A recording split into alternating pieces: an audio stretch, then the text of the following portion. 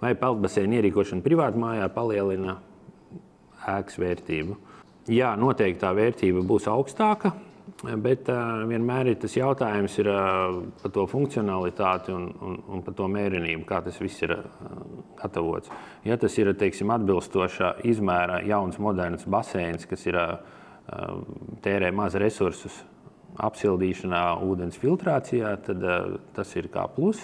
Savukārt, ja tas ir jau 15, 20 gadus atpakaļ veidots baseins ar dažādām pretstraumēm, tad visticamāk, kad ir ļoti lielas izmaksas, lai to baseinu uzturētu. Un mūsu prakse, strādājot, vērtējot un apsekojot objektus, ir tāda, kad ir ļoti daudz īpašumi, kur baseins savulaik bija tādā modes lieta, un tie klienti tos baseinus vai nu ber ciet, vai viņi viņus neizmanto. Un tajos gadījumos tas baseins vairāk ir kā apgrūtinājums.